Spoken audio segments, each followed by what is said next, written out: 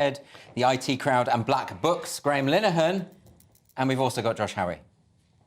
Anyway, let's start by taking a look at tomorrow's front pages. We're going to start with the Daily Mail. They are running with, finally, the West unites to defend freedom.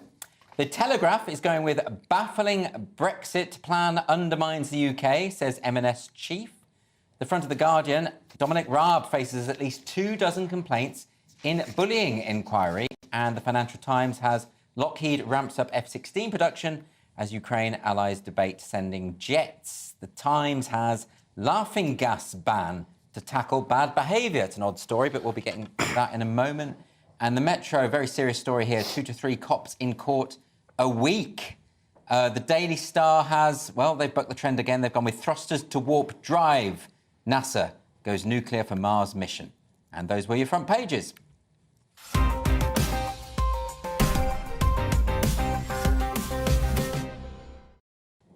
OK, let's kick off with the front page of The Times. Graham, what have they gone with? Well, the main story is the popularity of laughing gas has grown to such an extent that they've had to ban it. I didn't even know it was an option, to be honest, for a Friday night. But it's grown, the popularity has grown because of the relative ease with which it can be obtained and the low cost compared with other substances. And of course, the arrival in London of the mysterious Joker figure, who's been threatening something like this for a long time. And these little like metallic cans you see just discarded on the street, which are for what? Whipped cream and.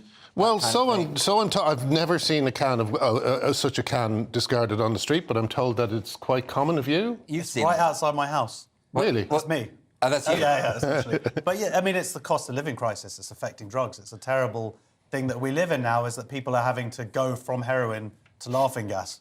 Well, I blame the Tory government for this. I believe it goes from £1.50 to £3 for an extra dose. Well, that's not bad. The real good stuff. Yeah. So there's how people are getting rich on this is another question. But I don't know. It just seems like a strange thing, doesn't it? That it's I took it to hugely when my wife was giving birth. I stole my ex-wife. I stole her gas. Is that right? Her nitrous oxide. Yes, and we had a lovely evening. While she lasted me. She lasted me. No, it's true. Every guy does it. Everyone, that's the best thing about having a kid. Does that just mean that the woman in labour is laughing her head off at the time of the birth? Well, no. To be honest with you, it's still absolute agony for her. Oh, is it? But okay. yeah, but it makes things a little bit easier for the husband, which is the most important. That is the most important thing. Let's move on to the next front cover. This is the front of the Daily Mail. What did the Mail run with? So they've gone with, finally, the West unites to defend freedom. This is the ongoing saga of tanks. And particularly, we've got German tanks are now finally going to be sent to Ukraine. Yes. But I like how they're basically giving Boris all the credit. They're like, 2 days after Boris's, what the hell are we waiting for? Rallying cry. Are you saying that the Mail is spinning this in Boris's favour? Yeah, strangely. It's nothing to do with the months of political pressure building, particularly from America. The interesting thing is that they're actually also sending their tanks. They've said for a long time, we can't send... You send your tanks, Germany. Well, we can't send our tanks because ours... you wouldn't like our tanks. But finally, they've gone, all right, we'll send our tanks as well. And it's probably a lot to do with Zelensky's various appeals and various lobbying and all of that. Yeah, but let's give Boris all the credit. Although Boris is hugely popular in Ukraine. So they have murals of him. They named a cake after him. It's his first album, I think. Right. I like the fact that they're sending battle tanks. Yeah. What other kind of tanks are there? I think there's party tanks and, Just nitrous oxide tanks. Yeah, stag do tanks. What about the front of The Guardian, Josh? Thursday's Guardian, what are they running with? Well, I just want to first of all comment if we can see the photo of this dress. This is Paris Fashion Week, and it reminds me of a Karate Kid. He goes to Halloween disco. Do you remember, dressed it like it was like a shower curtain? Yes. So this is what it looks like.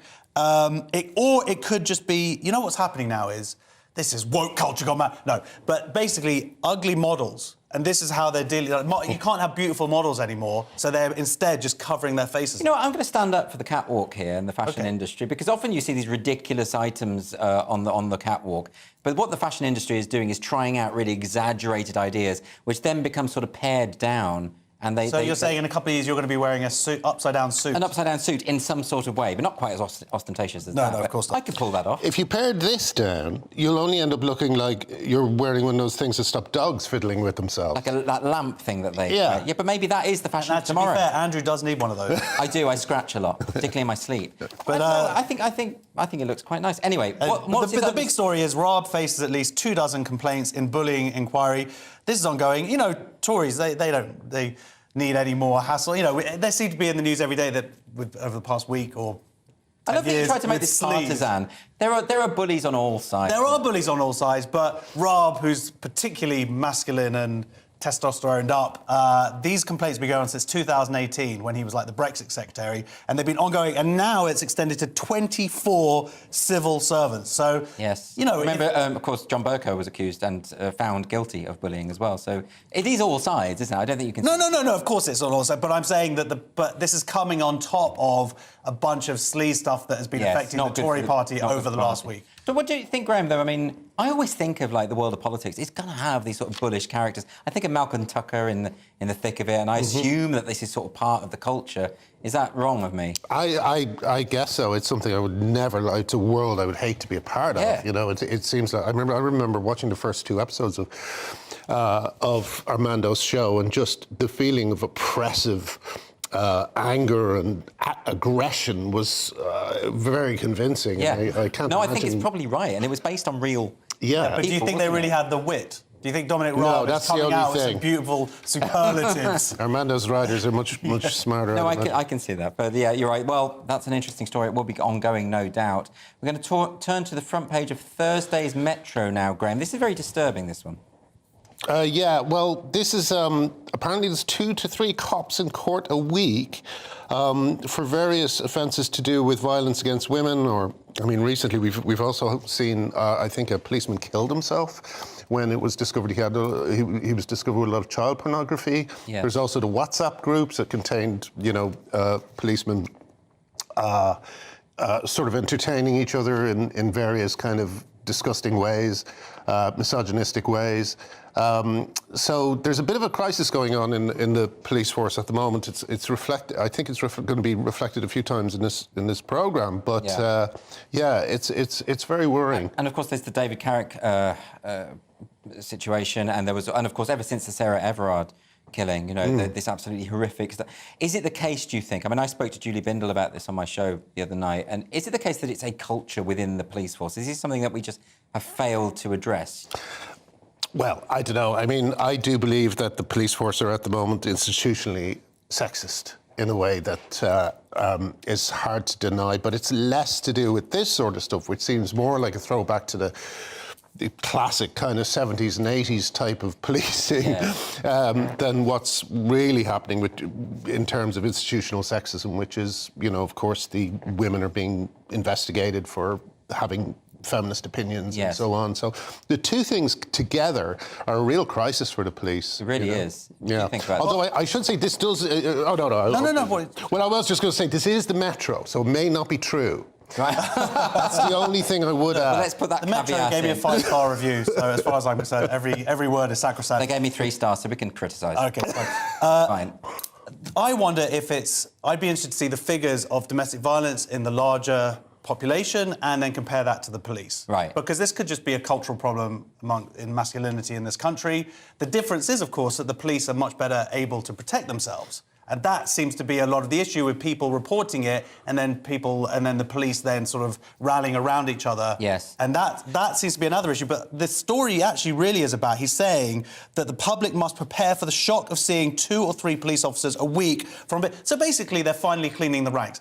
The shock is, why has it taken so long? That's the shock. It shouldn't. The fact that we've got to this point now where it's taken these rapes and these murders for the police to finally go, oh, now we're going to sort it out. That's the shock. So one of the arguments that I've heard repeatedly is that police are not being vigilant enough when they see other police officers engaging in misogynistic behaviour and that kind of thing. But isn't there a point at which, there is a joke, there is attempts at banter, which maybe not aren't the same thing. Is Oh yeah, and I feel like some of the things involving WhatsApp messages between people from groups is a bit odd. You know, I've been in WhatsApp groups that have shared some horrible things. I was in a poker group once that I had to leave because some of the unbelievable things that men enjoy showing each other. Well, it's like letting off steam, isn't it? It's I guess, but it's certainly not something that should be, you know, your private messages between friends shouldn't be policed unless it actually spills out into criminal behaviour. Yeah, I think that. And it escalates. Yeah. And that's the other problem. Yeah, absolutely. OK, we're going to go to the front cover now.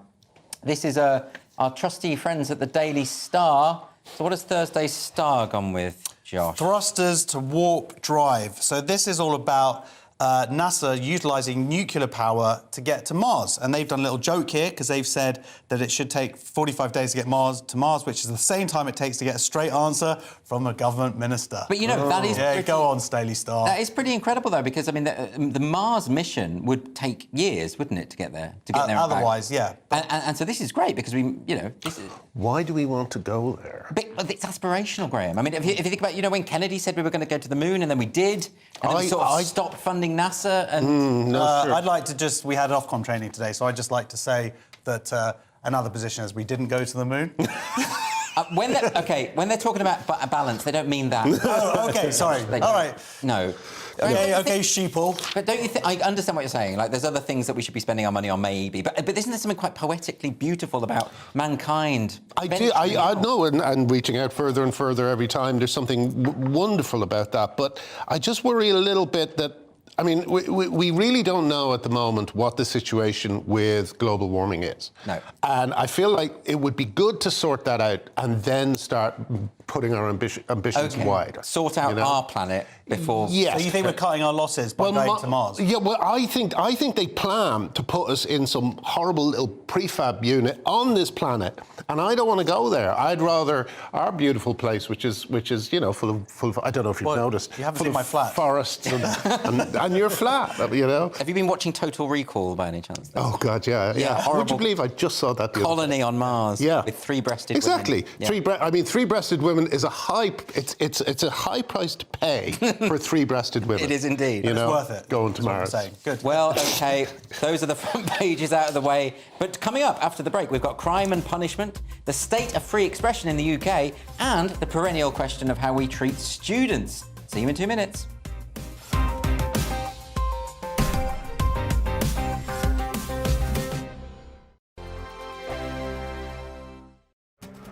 This year on GB News, we've got brand new members in the family. Join us. Across the entire United Kingdom, we cover the issues that matter to you. GB News will always stay honest, balanced and fair. We want to hear whatever is on your mind. And we don't talk down to you. The establishment had their chance. Now we're here to represent you. Britain's watching. Come join us on GB News, the People's Channel. Britain's news channel. Monday to Thursday, 9 p.m. till 11 p.m. Join me, Dan Wootton. I'll bring you the sharpest takes and hottest debates. Do you not believe in prison? I don't believe in prisons. I'm completely stunned. I guarantee you there'll be no spin, no bias, no censorship. I actually was personally quite offended by it. And no reason to go to bed. So I guess they've always been quite woke. That's Dan Wootton tonight on TV, radio and online. Monday to Thursday from 9 p.m. till 11 p.m. on GB News. The People's Channel, Britain's news channel.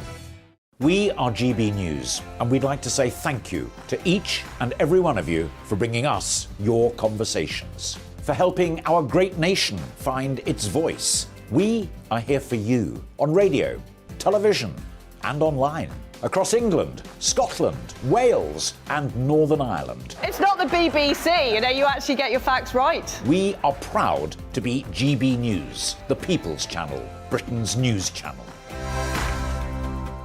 I'm Mark White. As GB News Home and Security Editor, I cover those key issues that are so important to you. Our authorities, our communities doing all they can to combat violent crime. With the public services under unbearable strain, why are we still failing to control our borders? Defence, the first priority of any government, has been continually hollowed out. Can we trust our politicians to protect the armed forces? Join me, Mark White, on GB News.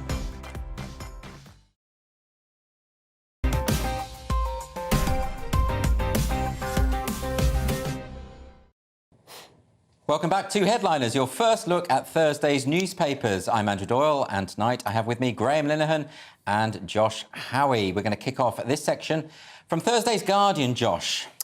Yes, so this is The Guardian reporting on something that's happened in Scotland. Trans woman guilty of raping 2 women, remanded in female prison in Scotland. Now, obviously, I know a lot more about this than you two, so let's get on with it.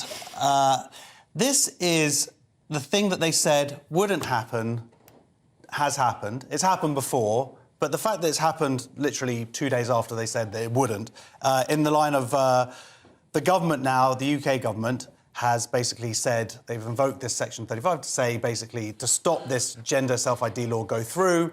And one of the things that the Scottish Parliament voted on was saying that they actually voted down was the idea that a rapist would be able to gender self-ID. There was an amendment proposed, and it lost. And yeah. They lost that amendment.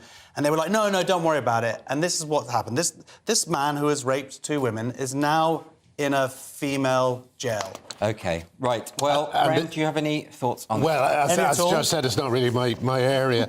But, like, the interesting thing about this for me is that The Guardian has had to cover it, because The Guardian competes with Pink News and the Metro and the Independent as being the kind of pravda of this movement. So when they actually report on something, it's really big, you know.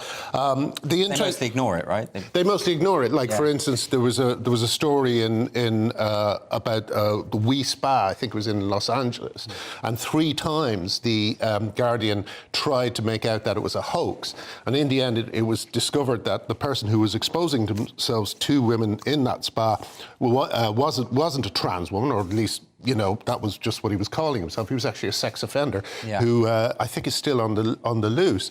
So this is something that they can't ignore. It's almost, you know, despite the seriousness of what's happened, it's almost comic that you have a man who's literally put a wig on to cover up a giant face tattoo that seems to be the same as the one that Mike Tyson used to have. We can see it there. So that's the rapist. Yeah. And now, since being arrested, identifies as female. Yeah. And will be housed in a women's prison. Yeah. It is absolutely unbelievable. And they said in there's the... Yeah. He cropped it strangely. There's a photo with his crotch, very large, but the papers have strangely cropped that out. Interesting. And they keep doing it. They keep calling him a trans woman. He's not a trans woman. He's not any kind of woman. He's a man who's making monkeys of the whole of society.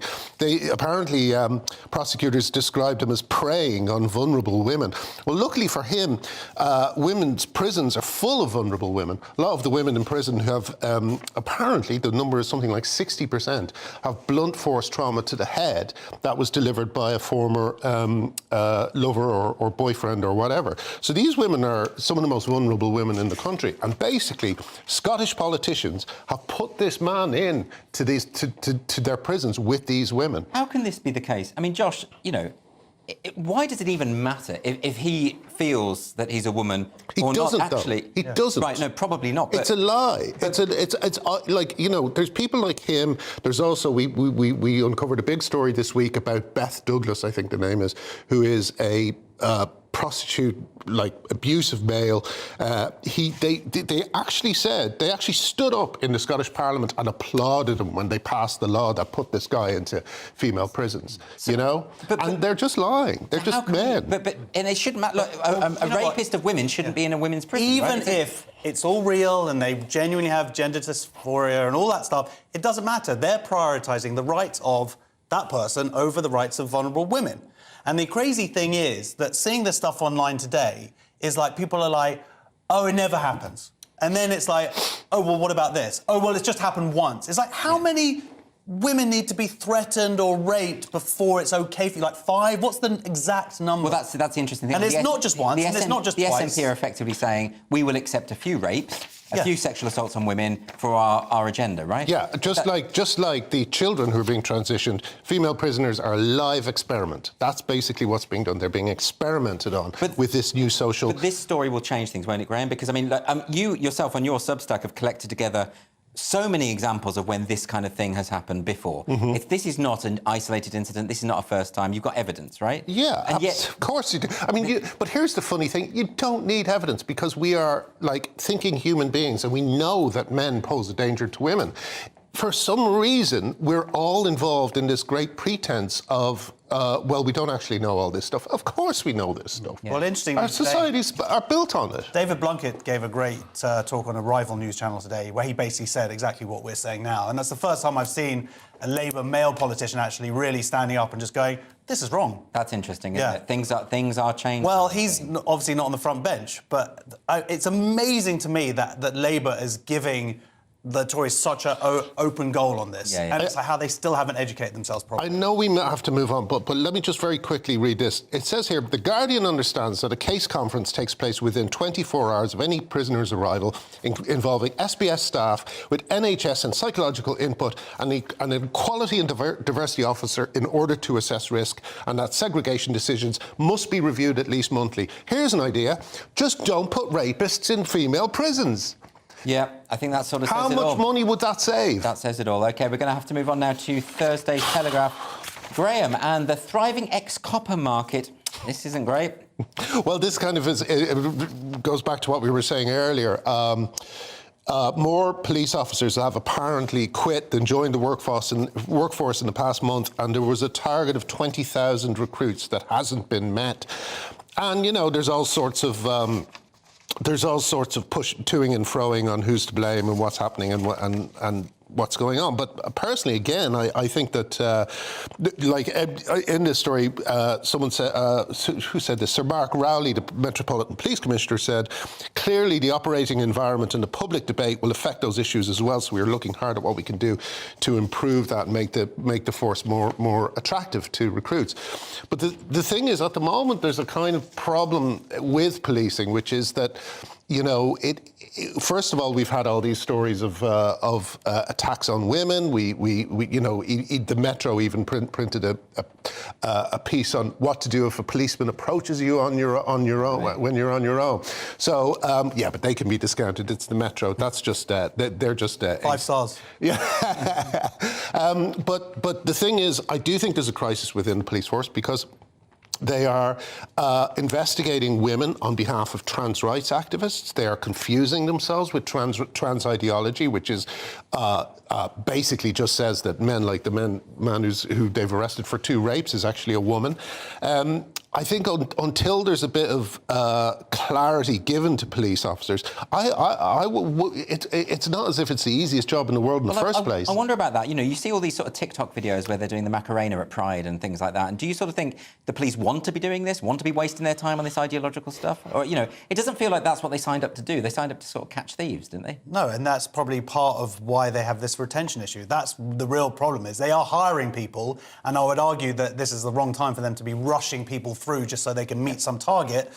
But also this retention thing. They want to get on, I imagine most of them want to get on with the actual doing the job. This shortfall, they've got about 3,500 people they need to get. That's coincidentally sort of amount of people coming over from Albania. So maybe they could just offer them jobs off the boat and then problem sorted. That could work out. Yeah. That could work out. OK. You're welcome. Josh has all the solutions. What about this from Thursday's Mail, Josh? Suella Braverman is doing something about those pesky work-shy students. Yeah, this is mental. OK, let's read it out. Row over foreign students as Home Secretary Suella Braverman pushes for visa change that would force them out of the UK if they haven't got a skilled job 6 months after graduating. Right, let's just give a little figure here. These international students bring £2.59 billion a year to this economy.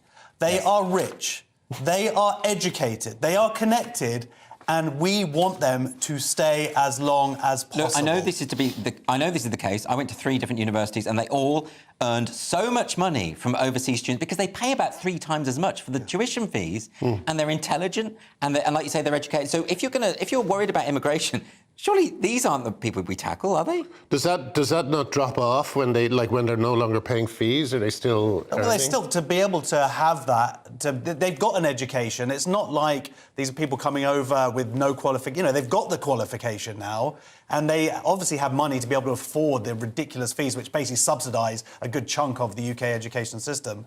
So it's mental that that's the point where she wants... Look, there is an immigration issue, arguably, but that is the wrong place to be trying to deal with. But is it that this is just easier to handle? You know, so the situation with France is difficult. The situation with people traffickers, the French government's failure to get a hold on that's hard to resolve and hard to deal with, right? This is kind of easy. So maybe... we've got all their details. Yeah, we've got it all. It does seem like the odd target to me. Anyway, going on to Thursday's Guardian now. Has the UK been relegated? Graham, what's this about? Well, apparently the index on censorship has listed UK as only partially open in every key metric, which means that we're in the third tier of free countries. This means we're not great on freedom of speech. You're not actually allowed to say that, Andrew.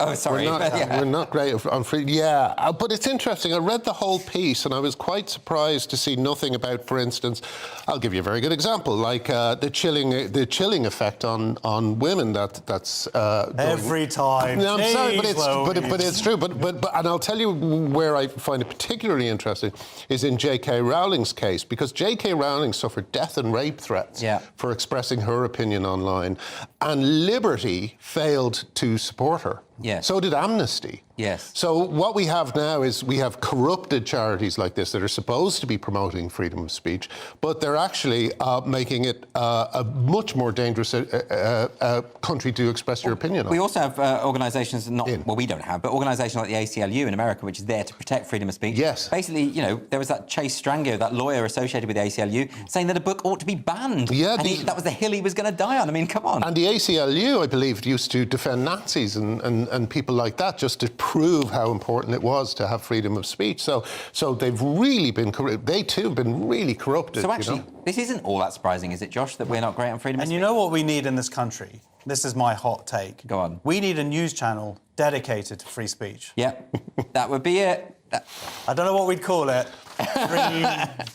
Well, you know, like it is kind of. I mean, I was a dyed-in-the-wool lefty for most of my life. Yes. Most of my life. And here I am. This is probably the only place I could get on television, you know, at the moment. I'm a lefty. Yeah, well, and look, would we be on the BBC? No, I don't think so. Because of these issues? OK, very interesting. Well, look, we've made it to the end. I'm not talented enough. And Josh is not talented enough for any other channel. Anyway, we're very generous here. We've made it to the end of this part. Fear not, another part will be upon us soon. Tempus fugit. Time is relentless and will consume us all. But not before we talk about liquefied robots, the nature of tragedy, and Harold Shipman. Oh, crumbs. OK.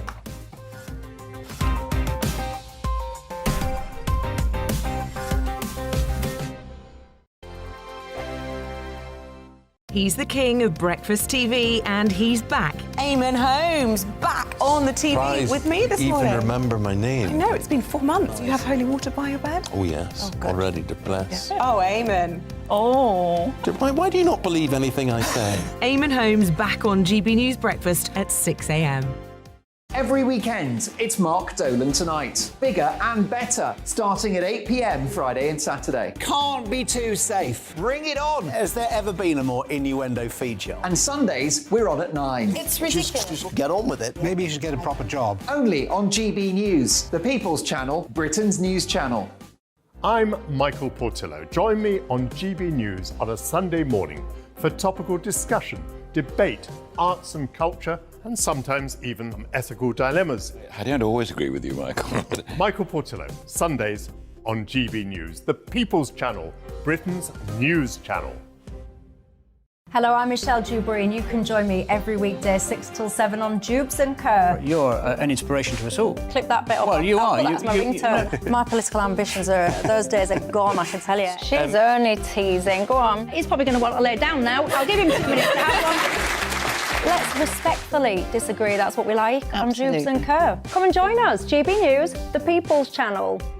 Michelle Dewberry, weekday evenings at 6 o'clock.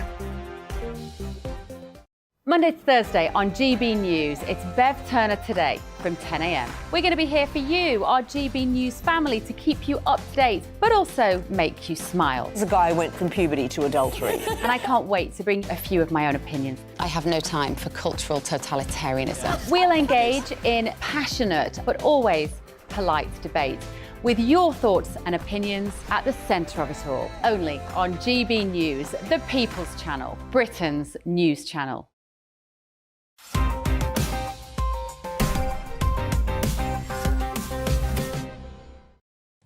Welcome back to Headliners with me, Andrew Doyle. Let's get straight into it with Thursday's Daily Mail. And the Pope has made a declaration, Graham. Yeah, he's apparently said that homosexuality is a sin still, but not a crime.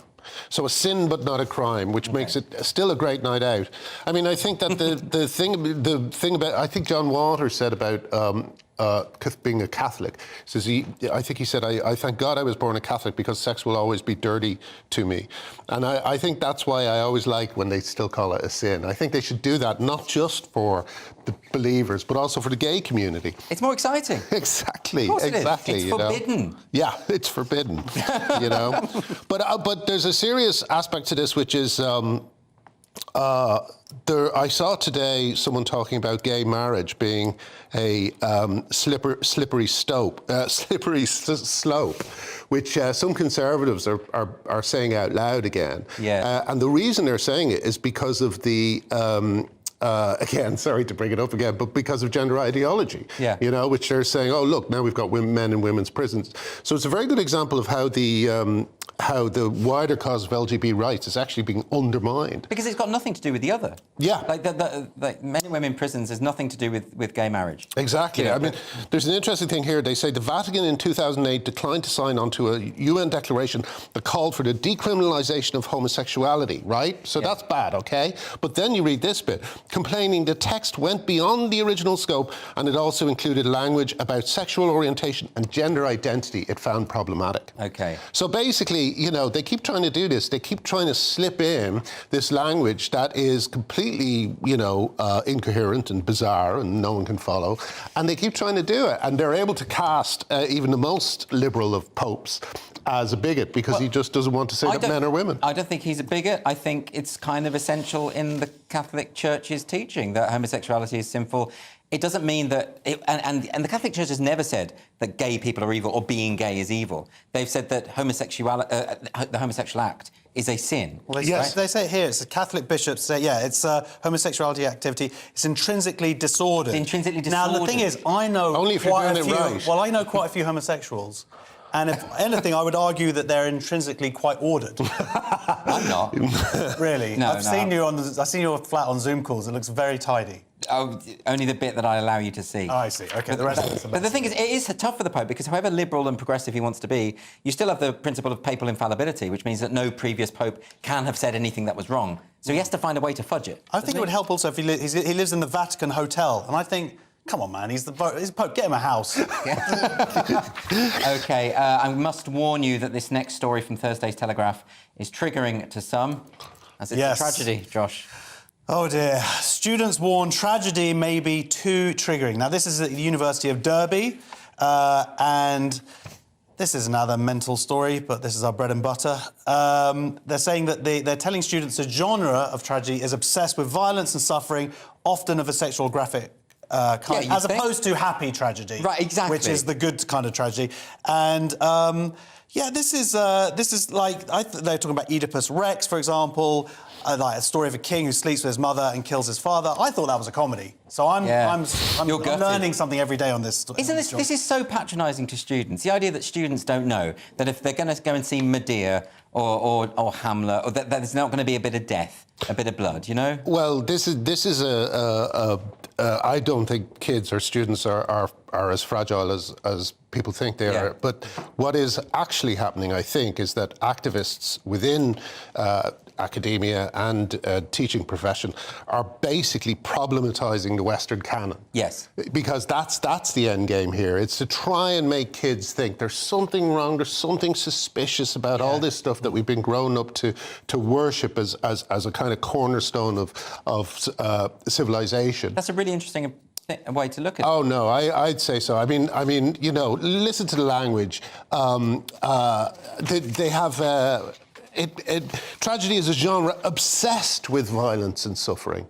That's a very strange phrase. Yeah, it's not an obsession. Yes. That's a really weird way to describe it. It is. It's trying to make you feel that the writers were somehow deviants, you know? And again, it's like these, as I say, this kind of postmodernist surge in academia is basically being used to frighten kids, to keep them in their boxes, and to try and persuade them that, you know, some of the greatest things that civilization has given us are actually completely worthless. But also, if you put a trigger warning on something, it's not a form of censorship as such, but what it is communicating is this idea that words can be violence. Yes. Words can be dangerous. And that, of course, feeds into all of these activists' obsessions, if we want to use the word correctly, with the idea that they need to censor opinions that are harmful, right? Yes. So it is all kind of tied into an agenda, isn't it, Josh? Yeah. Look, does this mean that I am allowed to read King Lear or not? That's all I want to know. Would you rather I say no, so you don't have to read it? Yes, please. Yeah, okay. Okay, You do not have to read it. You're Whew, exempt. okay. So, from less than stellar students to an exemplary one now. This one's from the Daily Star, Graham. Yeah, this is interesting to me. I know about this one. ChatGPT, which is a kind of a algorithm that uses artificial intelligence. Yes. Was able to outperform human students at the world's most prestigious business school. Christian Terwish, a professor at the University of Pennsylvania, one of the oldest and most prestigious business schools in the world, decided to put ChatGPT, an AI bot that has gone viral for its ability to seemingly write anything, to the test, and basically it beat everybody. I mean, that's a scary thought, isn't it? The idea that these top students are... It scored a B. Yeah, but I mean... It's a loser. I find something quite... Because the other day, I don't know if you saw this story where a chat GTP software type thing wrote a Nick Cave song and mimicked his lyrics. And he was horrified by this because he's saying there's no soul to this, but other people fell for it. I mean, Graham, how would you feel if an algorithm created a sitcom? IT crowd would be appropriate. It would be. It would. I love to see an and episode. Wouldn't that, you know, I just think artistically this kind of stuff is... Well, funnily enough, I downloaded it and I've been using it, and what it's very good at is kind of boilerplate stuff that you don't really like having to do a lot, you know? Okay. Like if you were, like one of my biggest difficulties is birthday cards. I cannot write birthday cards or any kind of like simple little message. Yeah. It's one of the worst things ever. So you can write, give me 10 birthday greetings, and it will give you a list of 10, and you could pick one. That's actually quite useful. That's where I shine. Guys, what you have to do is like speak from the heart. Yeah, and be emotional. That's what I can't do. I'm dead inside. But then again, but then when you give it more serious things, there's an interesting thing happens. Like again, my hobby horse. I decided to ask it, you know, give me some arguments that might be forwarded about transitioning, that it might be a negative rather than a positive, and it refused to do it. That's interesting. Yeah. But isn't everything that it's doing based on sort of searches of what everyone's saying? Exactly. Yeah, so what you have I mean, what I think we're in a little bit of a crisis at the moment, in the sense that I think there's a huge pressure to conform, and I worry that ChatGPT is just going to make that even worse. It's going to make everything bland and everything the same. Which is why I think it's a good thing, because then true individuality will then shine more. Hopefully. But you're like me, you're an optimist, and I've been kicked about by optimism recently, you know. It's overrated. Yeah, and there's a story coming up that, oh boy. Well, we're going to move on to this one. This is the Daily Star. This one makes... Oh, this is it? Oh, this is it.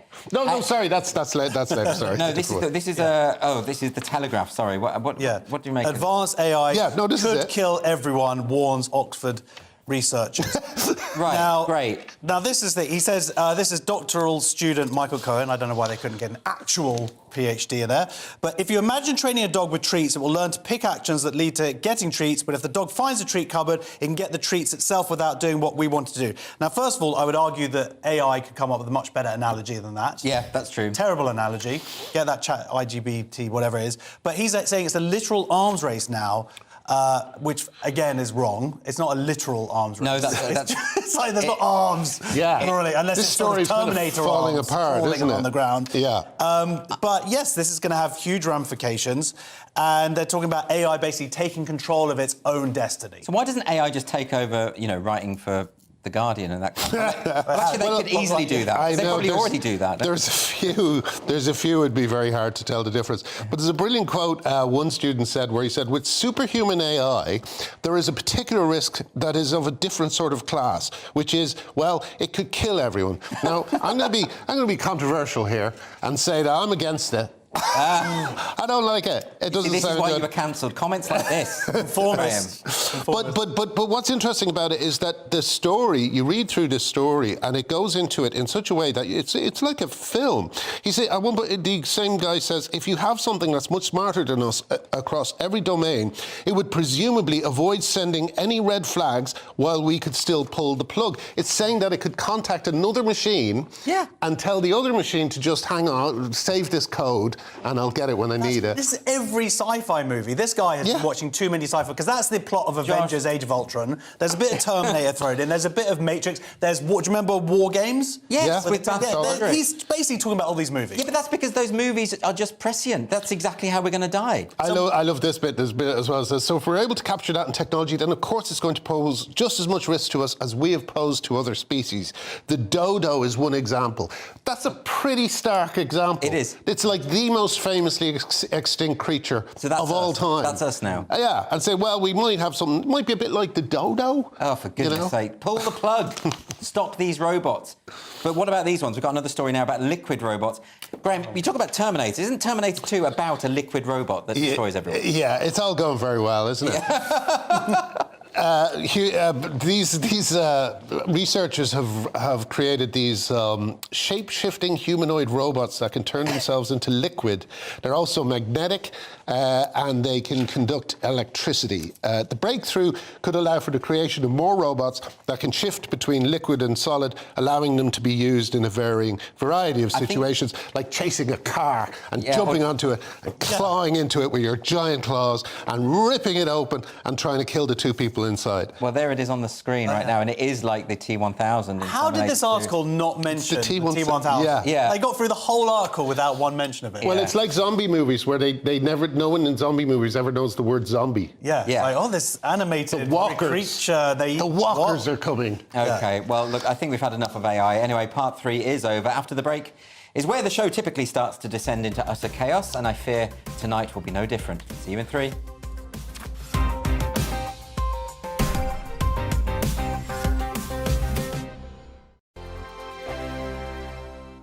I'm Simon Evans. Join me on GB News for Headliners at 11 p.m. What's the scoop? I'll be joined by 2 of the country's top comedians. That's right. As we take a look at tomorrow's newspapers tonight. We're going to get into trouble. If it's a big story, we'll be covering it. Spill some tea on him.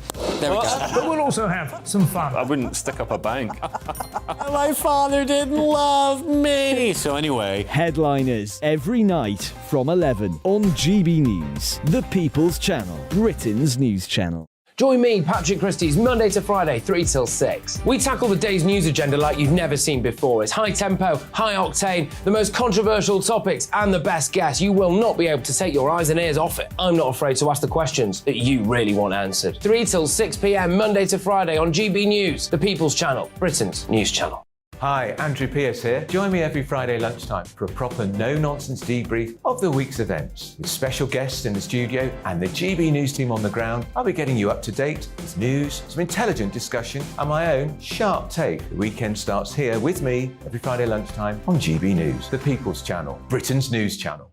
I'm Andrew Doyle. Join me at 7 o'clock every Sunday night for Free Speech Nation, the show where I tackle the week's biggest stories in politics and current affairs with the help of my 2 comedian panellists and a variety of special guests. Free Speech Nation, Sunday nights from 7 on GB News, the People's Channel, Britain's news channel. We are GB News, the People's Channel. And right across the United Kingdom. You can find us on Sky Channel 512. Virgin Media Channel 604. Freesat Channel 216. Freeview Channel 236. And YouView Channel 236. You can also take us with you on DAB Plus Radio. With the GB News app and at the website gbnews.uk. We're absolutely everywhere. Come join us on GB News, the People's Channel, Britain's news channel.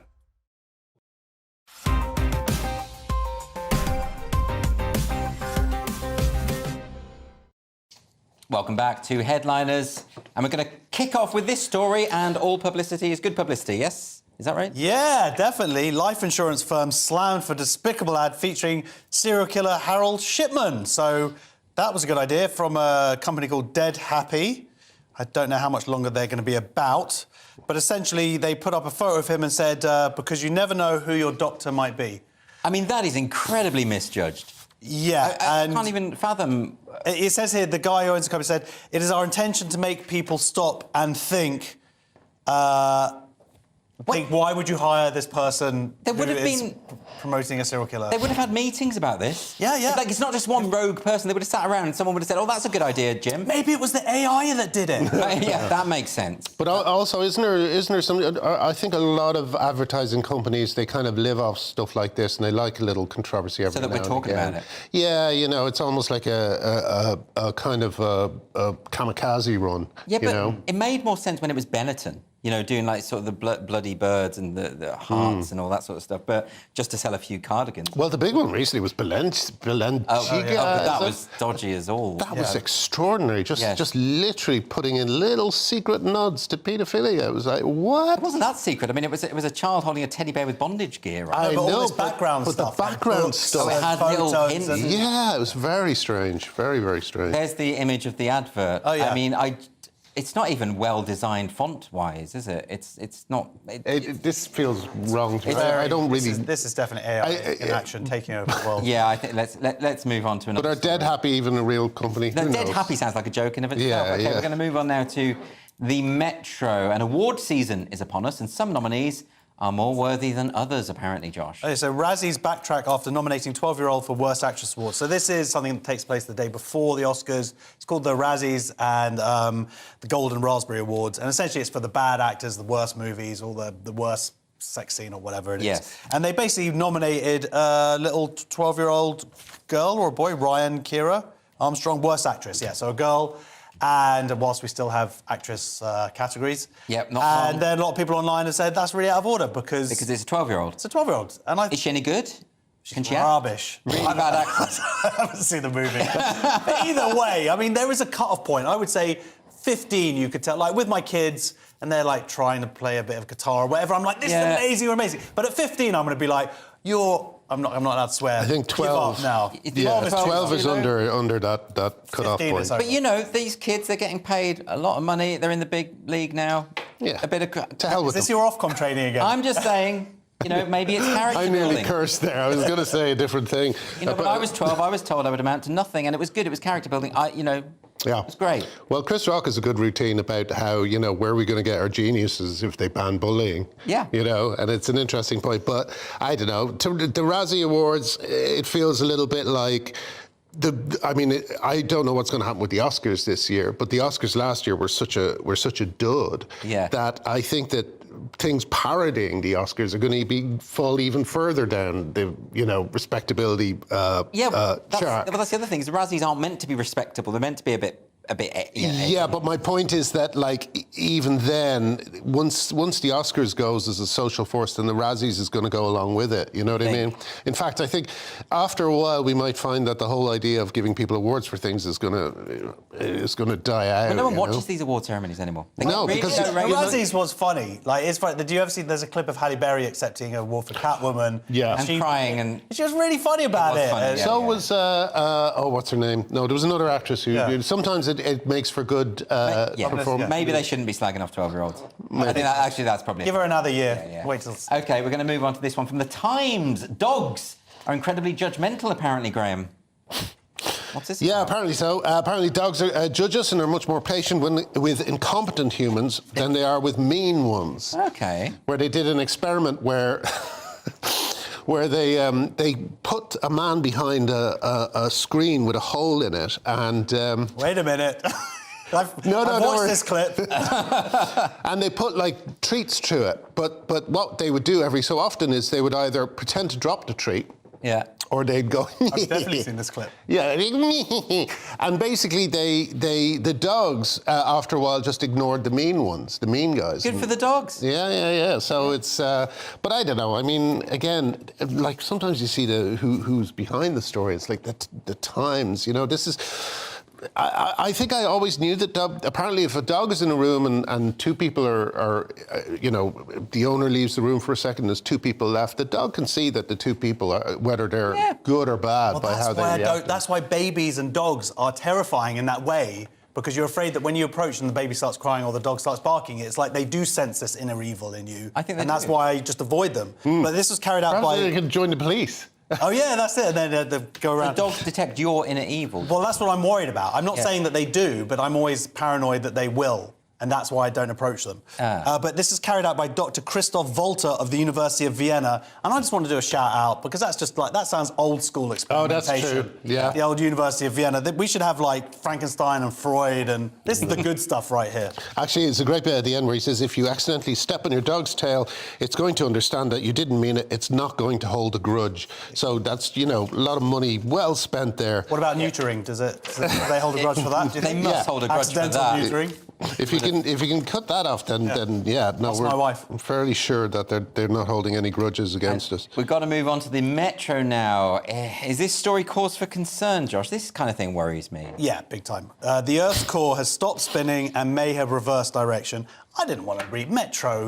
I thank you for the 5 stars, but I don't want to read this stuff. No, we don't want to know. I mean, that sounds apocalyptic to me. That sounds like the core is not meant to be doing that. They're doing experiments from, like, nuclear blasts hint at a similar pause around 1971. Stop doing the nuclear blasts, please. Yes. Let's just leave it alone. Let it do its thing. I don't want to know about this stuff. What does this mean, Graham? Is this spinning in the wrong way, the core? Does that not mean the planet's going to go all over the place? No, it does it every 10 years. Oh, does it? Yeah. You're saying there's a rational scientific explanation, and I'm just reading this in panic mode. I think so. And there's an interesting bit in the piece which says the Earth is composed of 4 main layers, starting with an inner core at the planet's centre, enveloped by the outer core, mantle and crust. Okay. But again, this is in the Metro, so... and we also have to say for Ofcom that the world could also be flat. Yeah. We just again with the balance, Josh. You're very balanced. Well, flat planet. Yeah, could be a flat planet. Yeah. We don't want to rule it out. We're going to move on now to the Daily Star. Apparently, celibacy is on the rise. Graham, are you familiar with this concept? Celibacy, yes, I'm very familiar with it. Apparently, Google Trends data shows a 90% increase in searches for the term celibacy in the UK over the last month. Right. Now, I like the fact that pornography is now taken over to such an extent that people are now Googling transparency when they're alone. Or celibacy when they're alone. Celibacy is now a fetish. Yeah, exactly. I mean, it's surely something you don't need to Google. Surely it's just something that just naturally occurs. You know? You would think. Josh, do you have any thoughts on celibacy?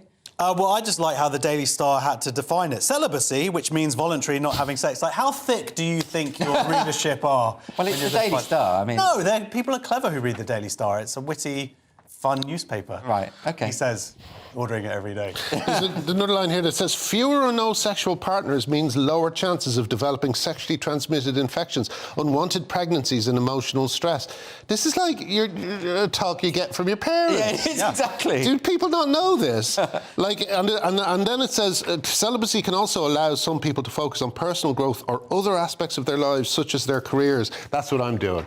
That's what I've decided. Well, we've got to move on now. That is all for tonight's show. But before we go, let's quickly have another look at a rundown of Thursday's front pages, with the Daily Mail running with "Finally the West unites to defend freedom." That's a story about Ukraine.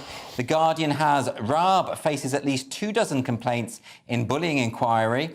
The Telegraph has a baffling Brexit plan undermines the UK, says M&S chief. And The Sun, off with his Ted. Andrew gets booted out of the palace and Tory bears go too. The Times has laughing gas ban to tackle bad behaviour.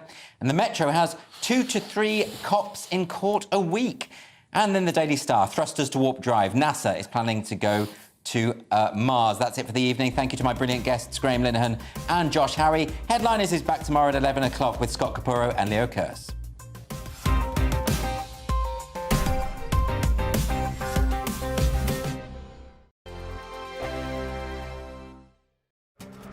This year on GB News, we've got brand new members in the family. Join us. Across the entire United Kingdom, we cover the issues that matter to you. GB News will always stay honest, balanced and fair. We want to hear whatever is on your mind. And we don't talk down to you. The establishment had their chance. Now we're here to represent you. Britain's watching. Come join us on GB News, the People's Channel. Britain's news channel. Monday to Thursday nights on GB News. At 6, it's Dubes & Co. 7 o'clock, Farage. At 8, join Mark Stein. And at 9, Dan Wootton Tonight, followed by Headliners. On TV, radio and online. This is GB News. Join me, Lawrence Fox on GB News. Frank, fun, fearless, and sometimes serious. Much as I love a Friday night punch-up, what I really want is a battle of ideas. I want to look at things differently. I want to hear different voices and engage with your unique experiences. Every Friday at 7 p.m. on GB News. I'm Michael